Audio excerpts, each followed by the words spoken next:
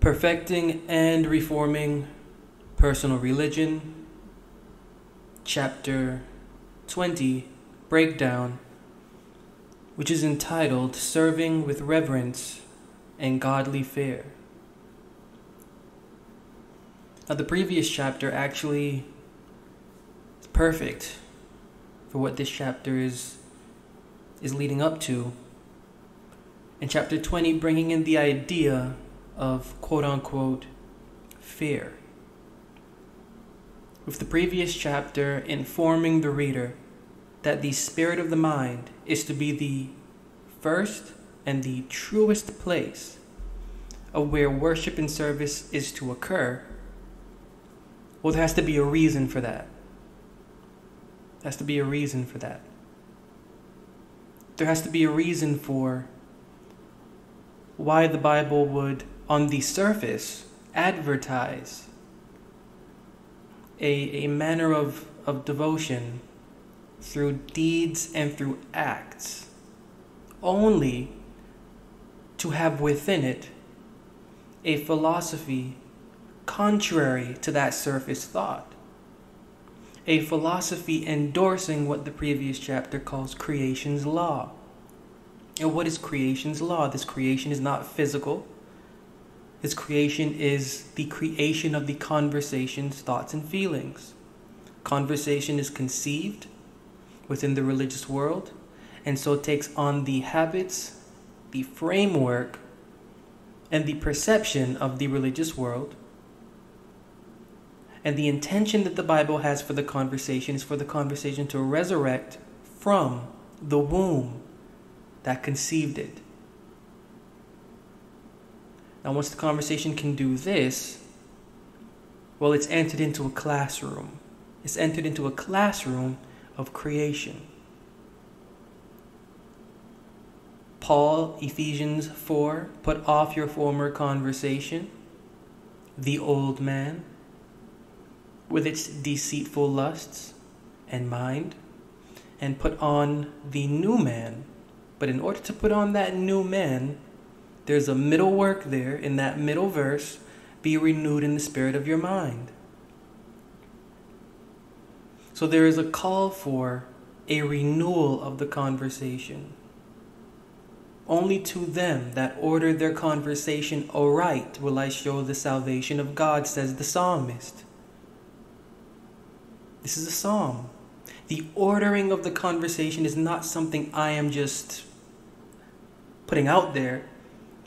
The ordering of the conversation, while all of the offerings and sacrifices were going on, while all of the rituals and everything else was going on that was taken from Canaanite and Egyptian religion that Moses put into practice for them, there is an underlying philosophy that the psalmist, the author of the Psalms, is writing about.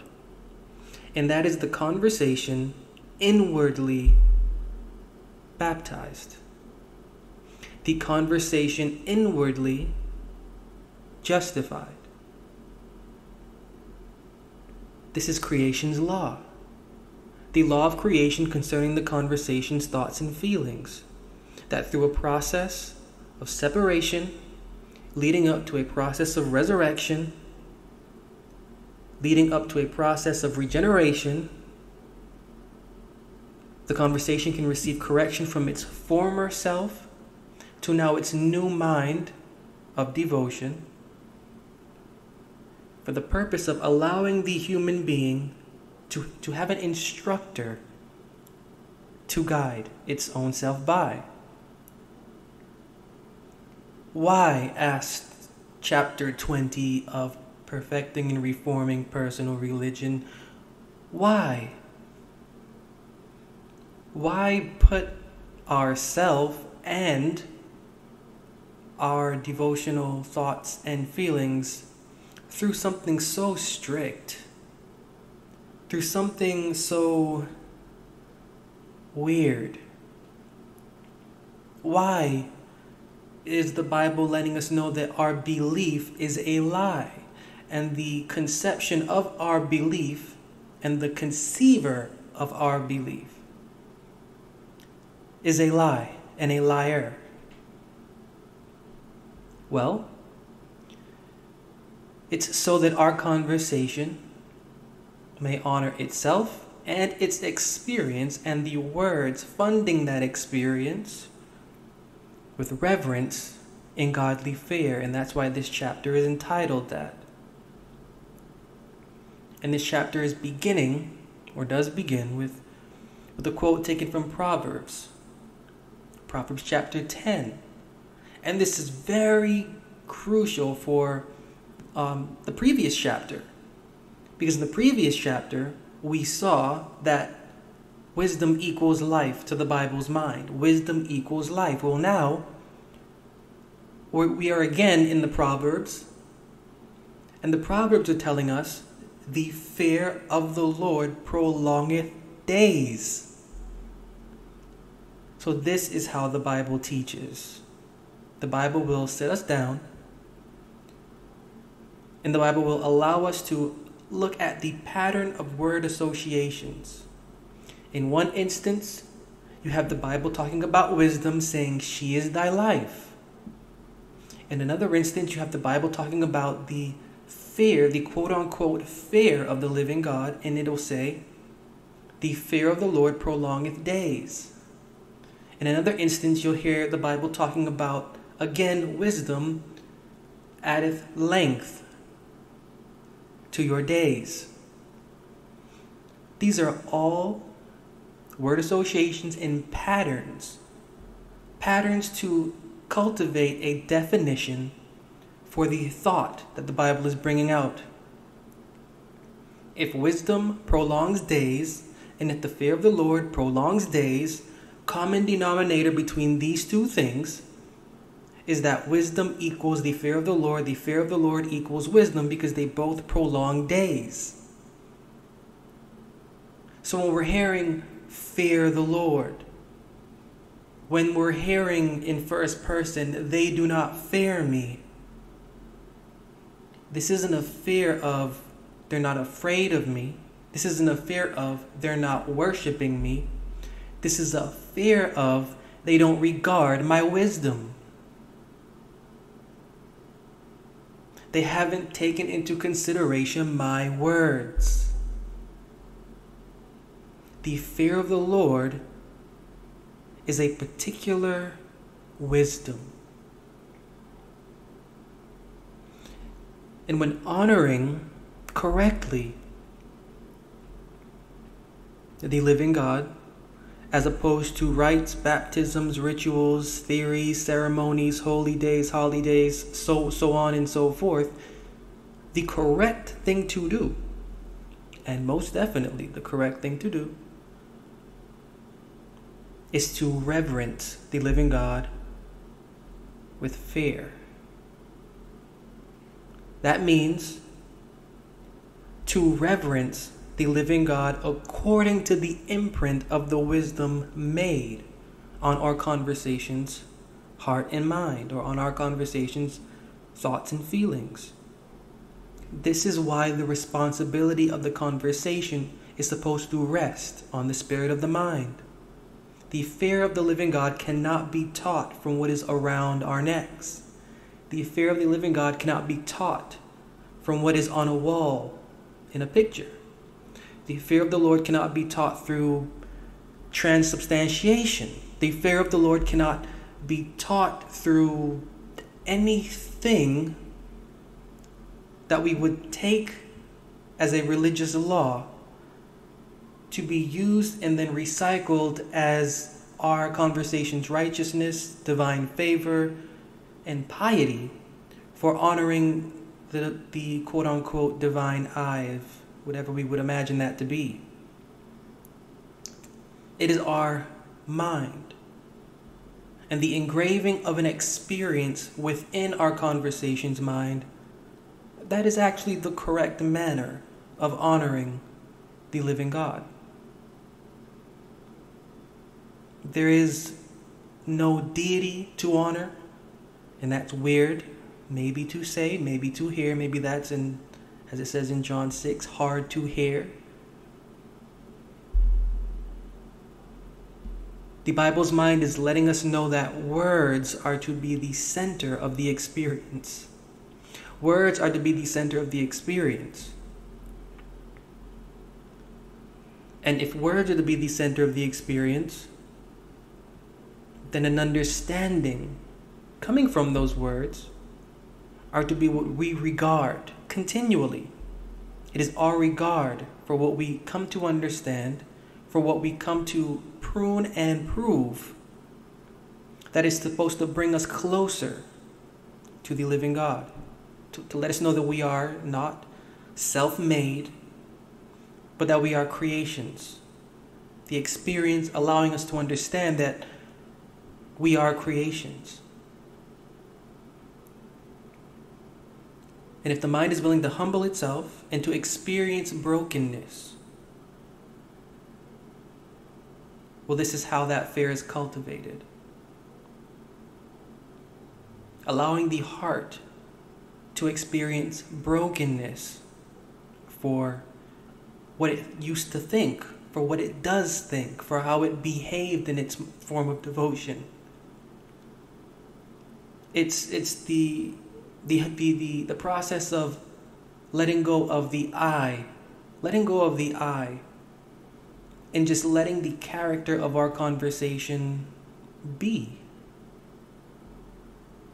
So often we've grown accustomed to our human being living out our religious, opinion, experience, belief, frame, landmark. It is our human being driving the experience.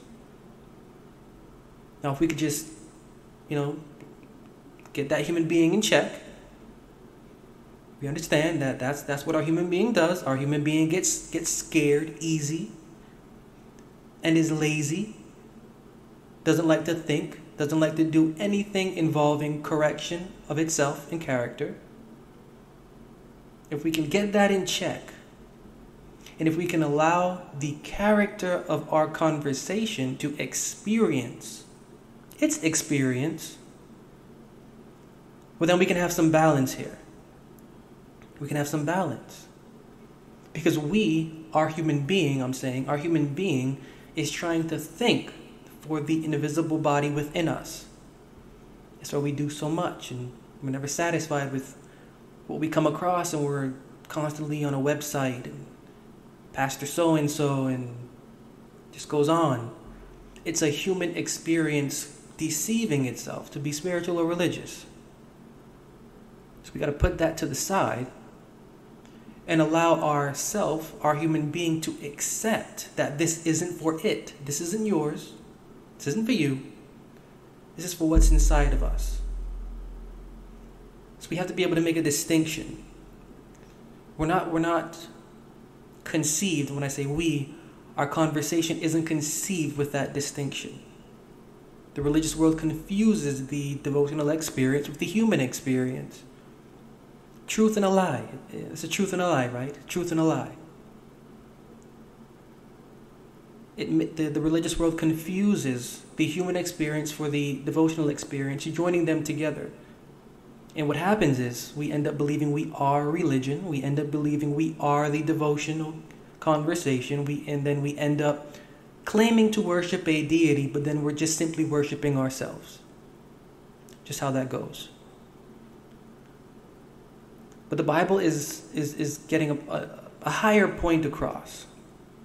That yes, the human being is there at the core for what is to be benefited by the devotional conversation, but the human being cannot be benefited until the devotional conversation is healthy.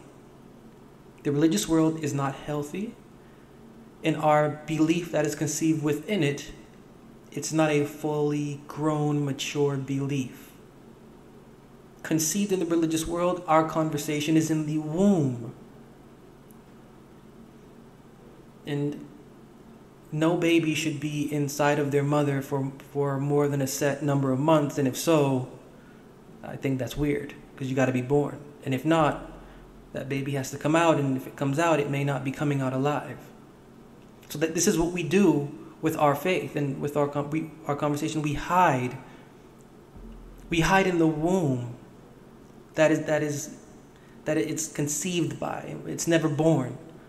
So we got to let our faith in our conversation get born, and that's a little bit difficult to do, but then it's not, depending on how genuine we are and what our inward desire is. Perfecting and reforming personal religion is about making sure that the human being is stable, yes. But perfecting and reforming personal religion is about making sure the being of the conversation is absolutely stable first. And so once that stability is a thought, and then once it is sought, the brokenness that comes with that is the brokenness of sorrow that allows the individual to know that I've been wrong in my belief, and I need to understand right. And it's that understanding right, it's that accepting of wrong that produces sorrow, and that sorrow produces respect for the experience. So we have to section out, or we have to allow our conversation to section its own self out so that it can have the respect it needs for the experience. If the conversation does not have the respect it needs for the experience, then our human being will act out that respect. And it's a deceptive acting out of that respect because it's not genuine. This isn't an experience for our human being. This is not for the human. This is not for the being of our human. This is for the being of our conversation. And so this chapter 19, bringing all of this out, then highlights the prophet Jeremiah, and how the prophet Jeremiah, speaking through inspiration, is saying something along the lines of, I will put my fear in their hearts so that they will not depart from me. I will put my fear in their hearts so that they will not depart from me. And that me is not a literal I, as in, flowing back to an individual. That me is in relation to my words. That me is in relation to the experience of my words. The fear to be received, when allowing the conversation to understand itself, is a respect for the classroom that it is granted permission to enter into. This is a classroom. Our life as a human being is a classroom. Everything we go through as a human being is a classroom. Everything is a classroom.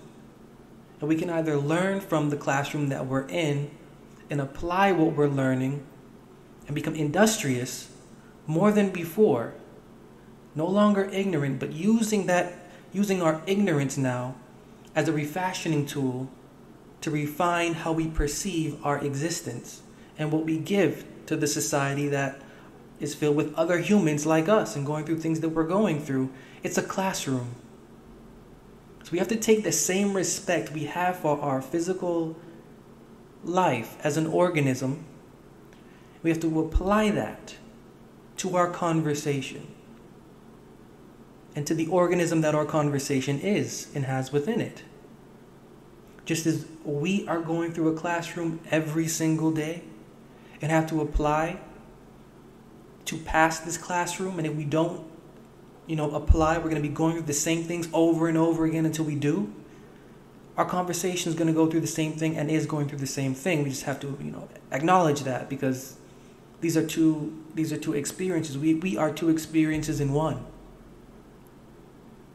And the experience of our conversation is not our human experience. The experience of our human is not the experience of our conversation. But the two are supposed to come together to marry one another. And this is what makes our human living experience worthwhile. This can't happen if our devotional conversation's conscience is still confined within the womb of its conception. Has to be born. Once born, it has to receive the respect, to receive care, and then to understand how to care for itself, and then to let it figure out how to care for itself. So the Bible's asking the Bible's asking its student to cultivate self-control